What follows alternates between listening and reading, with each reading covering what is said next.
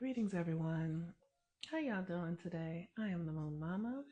Happy Friday. Today is the day that Venus rules. Venus is currently in Pisces, still conjunct.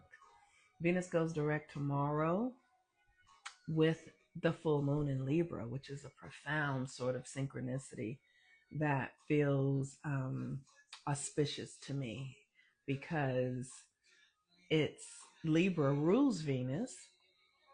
Venus rules Libra. Libra is the constellation that rules the mirror. If you guys go back and look at my video from yesterday, and I talk about the mirror and how everyone in our life is a mirrored projection of what's going on inside of us.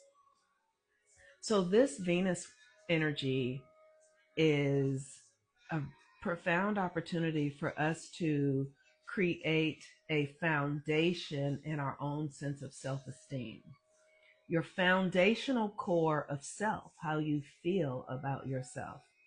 So let me start by saying, hi everybody doing? Hi everybody. How you doing?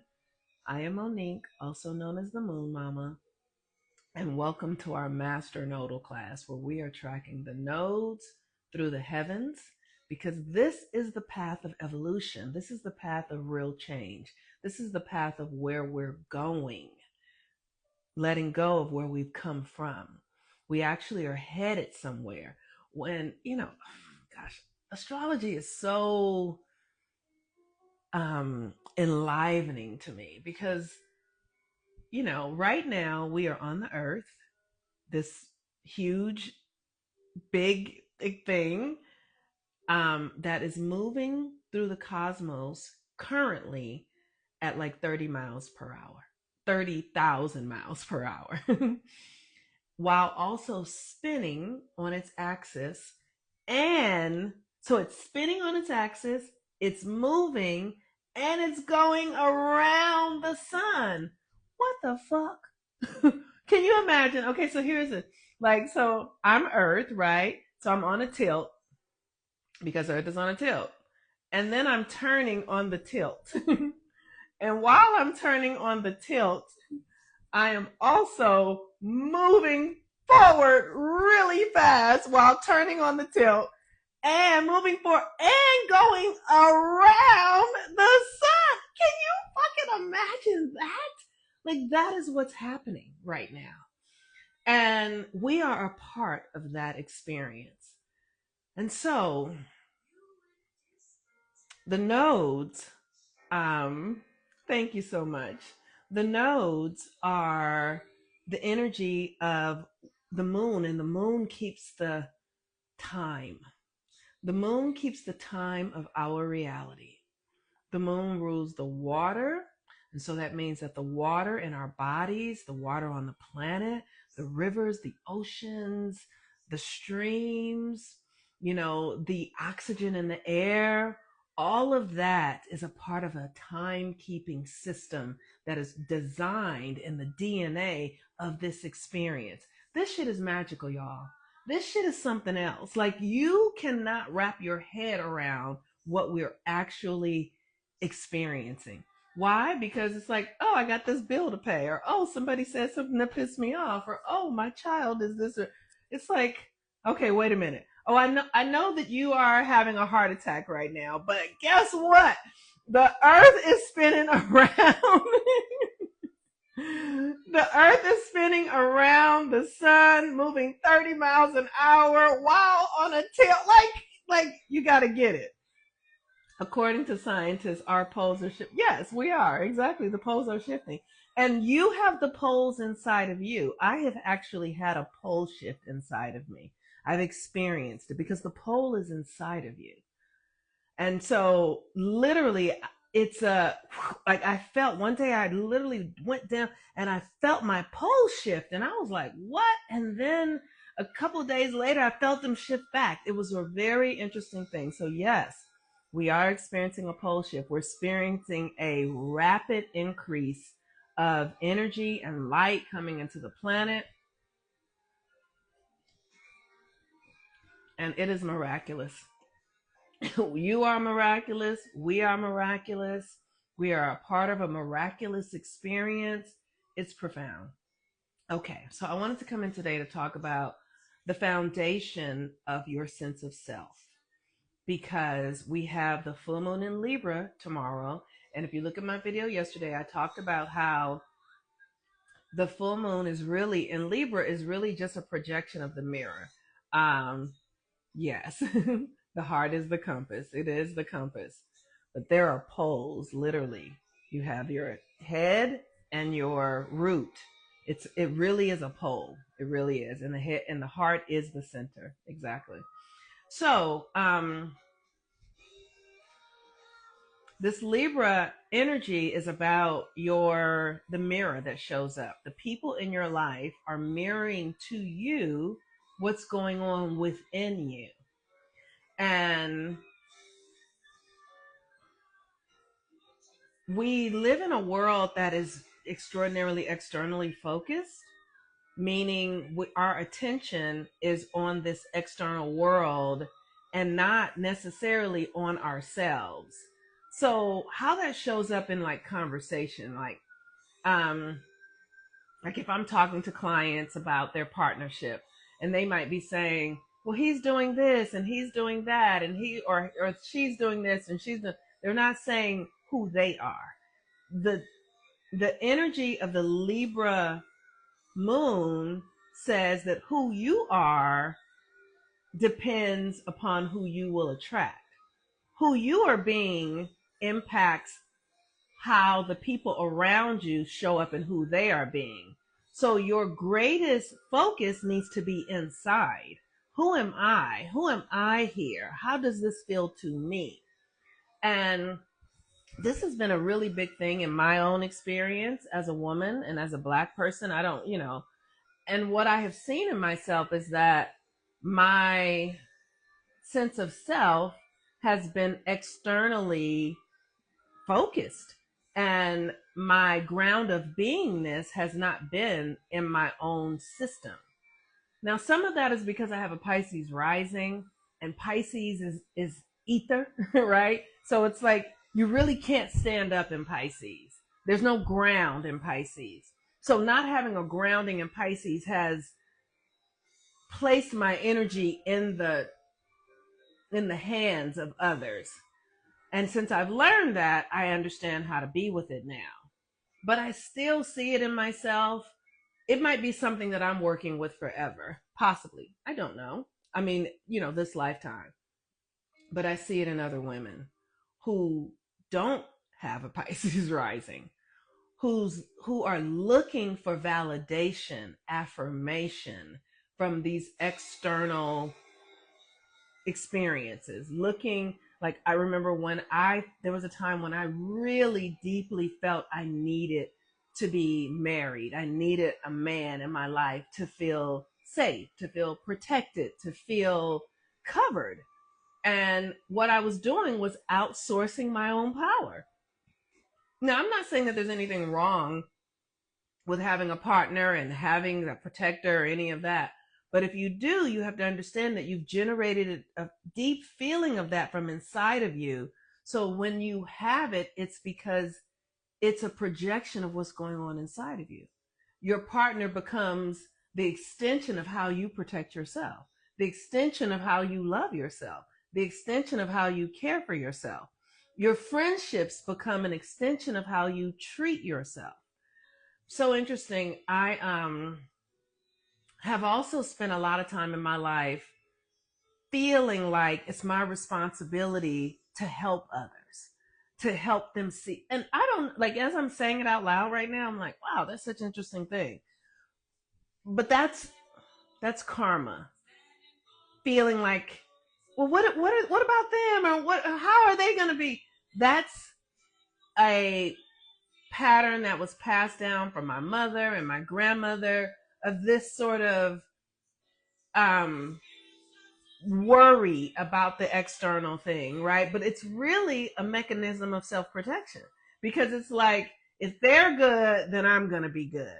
But the truth of the matter is that in order to have that happen, is you have to make sure you are good, and in your own experience of being safe and secure and securing yourself, and that will rub off on others, and they will begin to prioritize their own sense of protection and self-care. It doesn't have to come from me.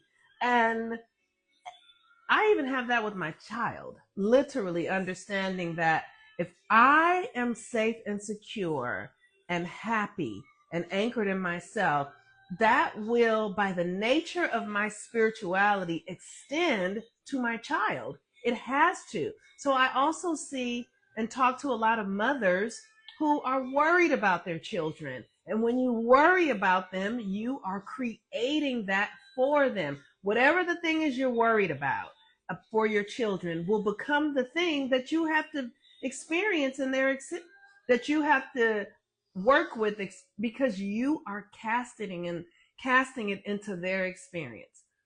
The brain of a woman, a mother, holds the cells of all of her children. And this brain is a signal. This brain is sending out electrical signals to direct reality. So if you're worrying about your children, not only are your children feeling it at a deep subconscious level, they feel your worry, they feel your fear, they feel your disappointment, they feel all of that, whether you're saying it or not, because your brain is sending out a signal that they are picking up because they came out of your body.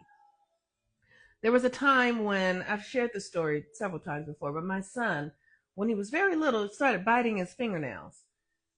2, 3 years old, like eating them off almost. And I would just be like, what is that? And I heard myself say, that's you, that's your energy, that's your stuff.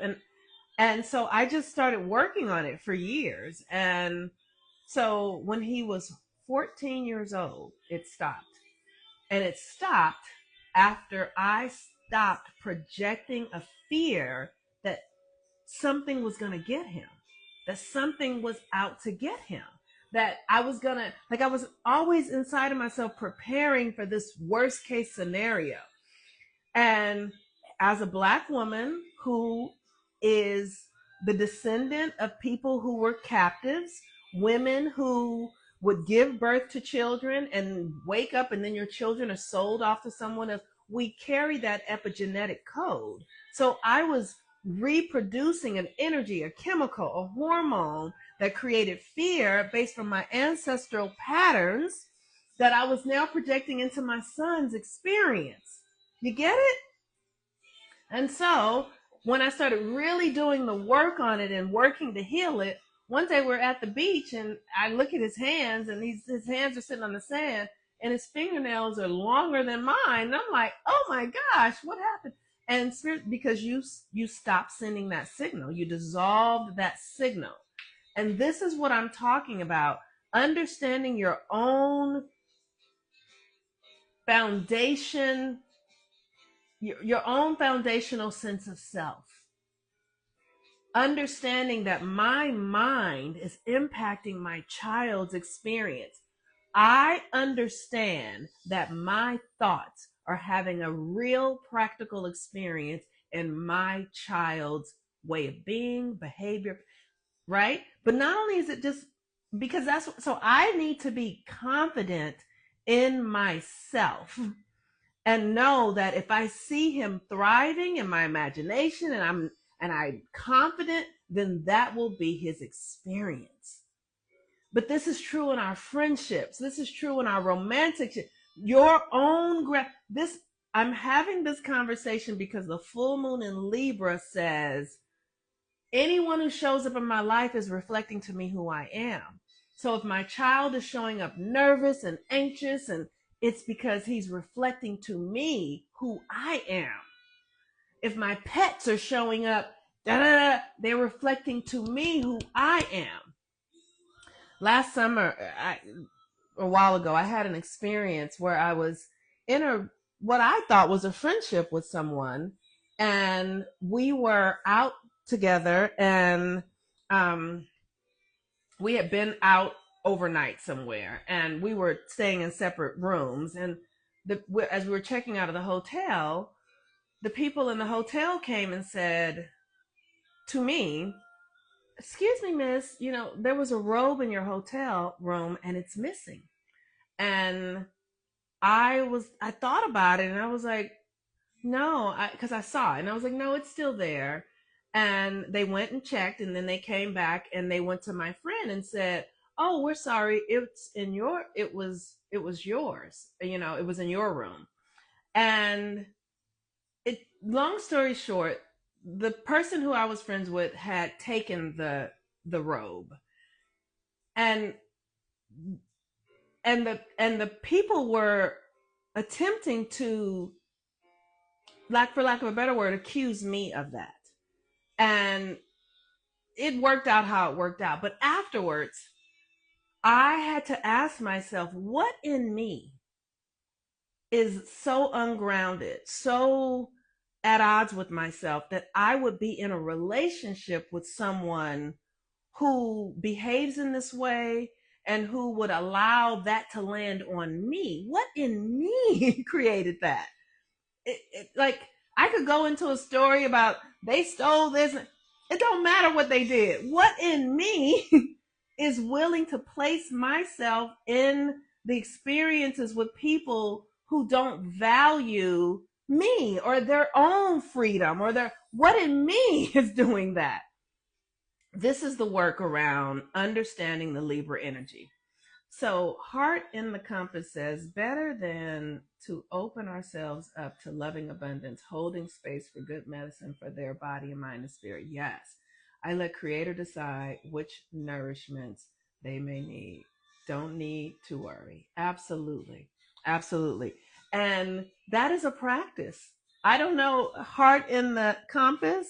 That is a practice. Like, how did you get there? Sometimes, some things are effortless for us. Like, there are things for me that are effortless, and then there are things for me that are really challenging, right? So there's some things I just can do easily with on default, and then there's some things I have to really work at to get myself there, to grow myself, to evolve myself. Like I was saying, this is the nodal class, and the nodes are in Pisces and Virgo right now. So what we're doing is cleaning up our outdated patterns, right? So in this experience of this Libra full moon, we're cleaning up the ways we have given our power away to the other, the ways that we have believed. Just my kids have been telling me to step off. That's hilarious. How old are your kids? That's so funny. So we are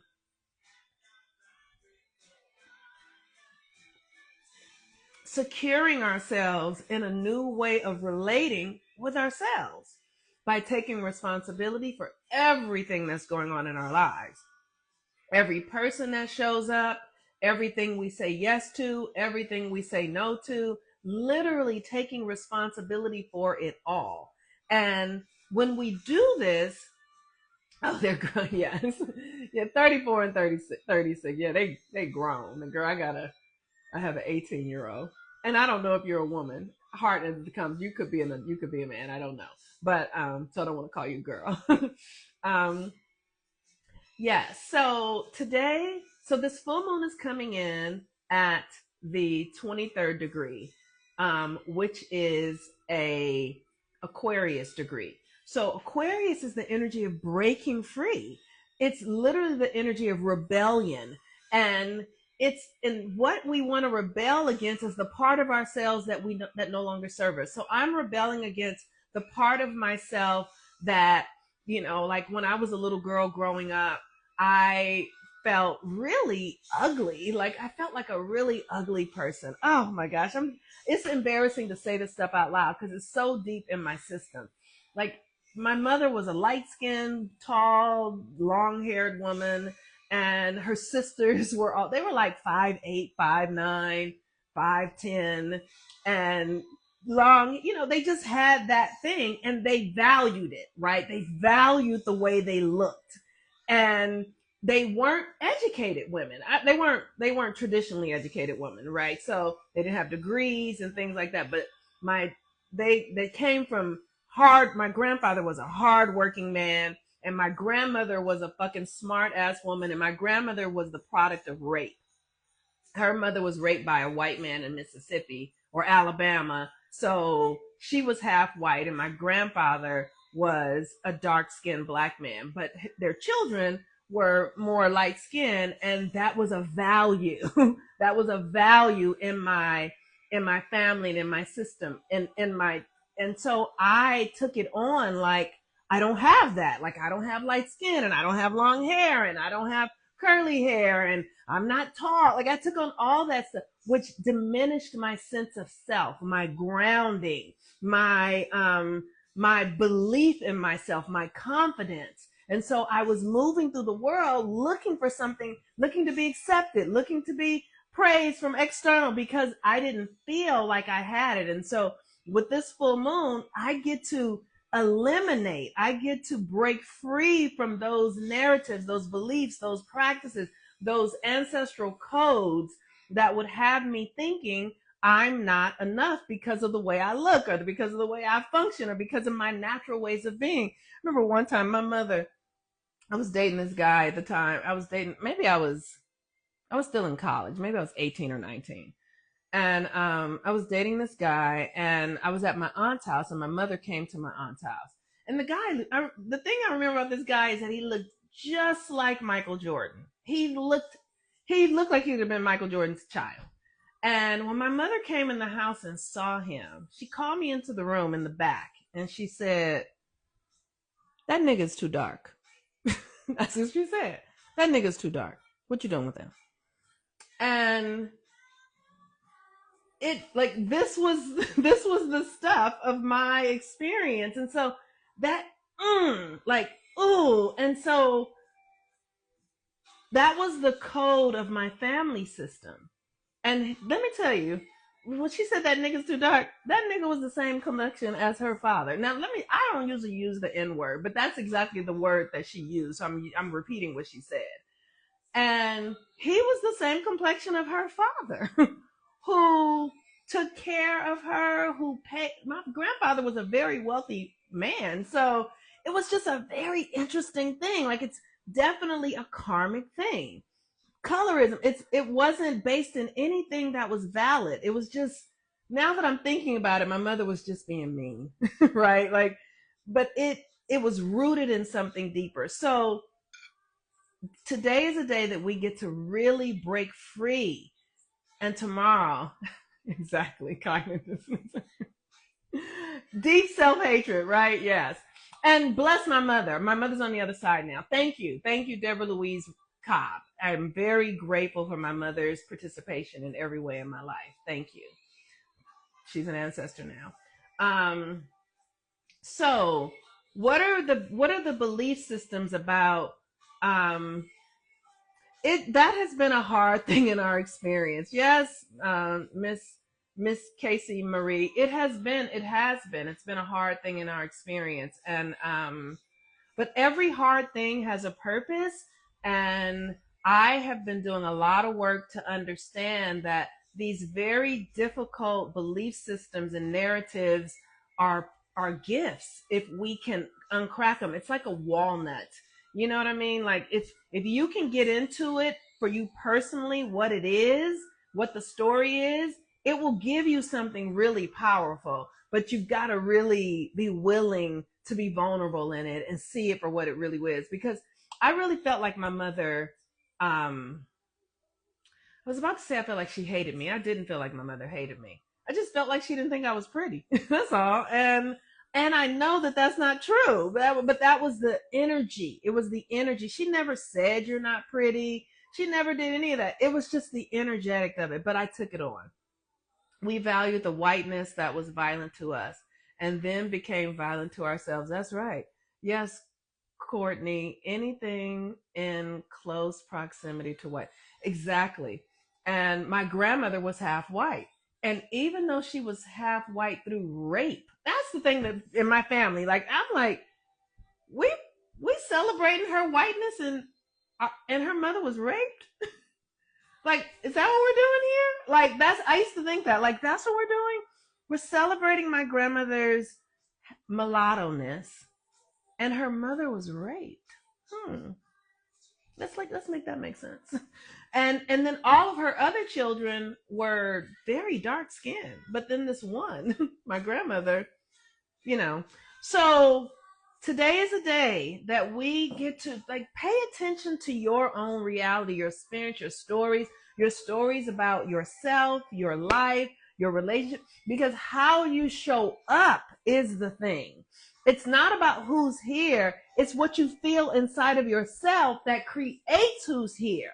It's what you believe about yourself that magnetizes to you who is coming in. So if you feel, I mean, and this shit is deep, right? Like if you feel unworthy, then you can attract a rapist.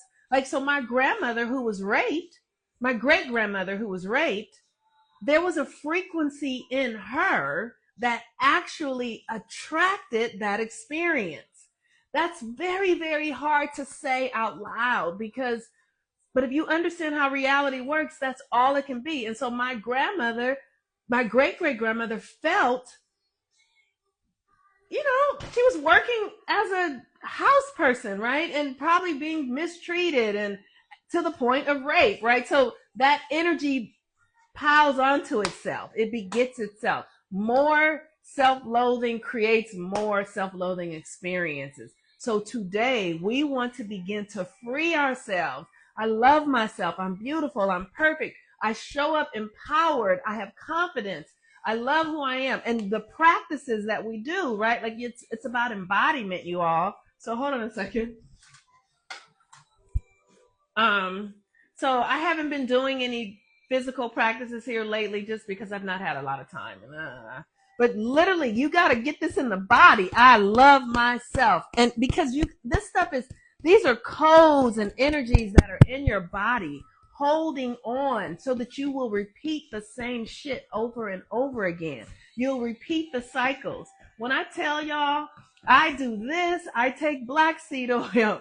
I do, lately I have been taking DMSO, which is a sulfur, to like free myself from the dark patterns that are anchored through this lineage.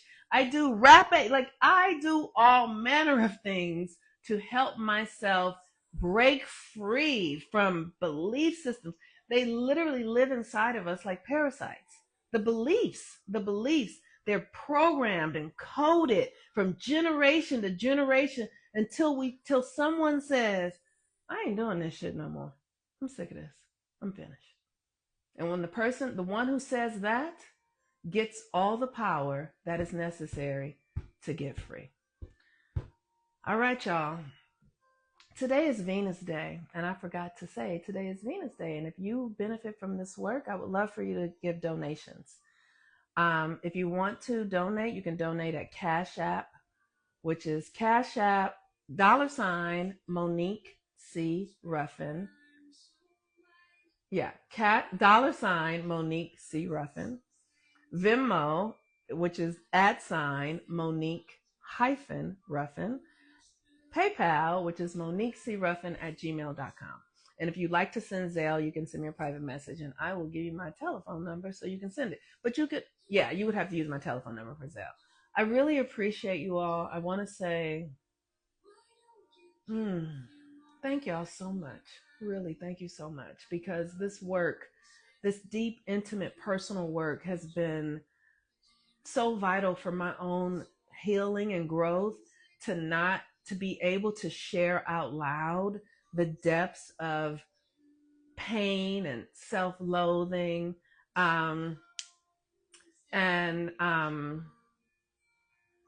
yes, that is Monique C. Ruffin. I don't know if I have it. I have to put that on my Zelle. That's for my PayPal though, but I have to add it to my Zelle because I don't know if I have it on Zelle. But for Zelle, it's my telephone number.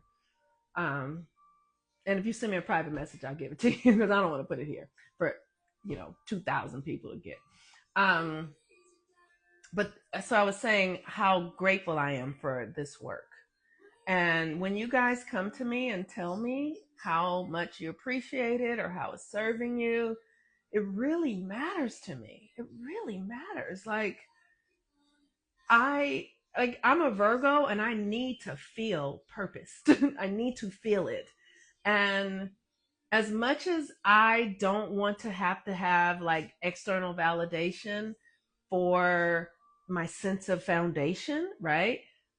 And but when you guys say that it works, or you share your music or your donations, it does help me. It does. It helps me. I'm human, and the validation helps. And so thank you so much for everything that you guys do and showing up here and being here. I really, really, really appreciate it. Please, for the full moon tomorrow, this is a big full moon. This is a big full moon. Thank you so much. Thank you. Thank you. In bloom. In bloom. That's great. This full moon is very, very significant, you all. This is the first full moon in Libra since Libra had the South Node in it. So we've literally been cleaned up, and now the architects are coming back in to rebuild us. This is a very pivotal energy. Do something sacred for it. Just honor it. Write a love letter to yourself, honor yourself, do something. Take yourself out to dinner, buy yourself something, do something nice for yourself to honor the work that you are doing at this time on the planet. Okay, you all. I love y'all so very much. Thank you. Thank you, Naomi. I don't know how to say that. Thank you. A sister was just venting about patterns with us yesterday. Yeah. Yes, we have a lot of them. Thank you for sharing your gifts, Monique. It's been life changing. Thank you so much. Thank you so much. Thank you so much. All right, y'all. All right, y'all. I'm actually going to get a colonic right now. I'm going to get a colonic. I do a lot of colonic work to really clean out my guts. like to and I don't want to talk too much about this because it's a lot of TMI. But if you don't do colonics or something for your gut, Lord have mercy. We have miles of intestines inside of us, miles of intestines. And sometimes I'm sitting there going, where did all that come from? I mean, it's really a big thing. So it's a really good thing for us to do hydrocolonic work to clean out. So if you want to know more about that, send me a private message, and I will have a conversation about it, because I don't feel like having it here right now because it's late, but it's important. So I'm gonna go do that now. All right, peace and blessings, everyone. Bye bye.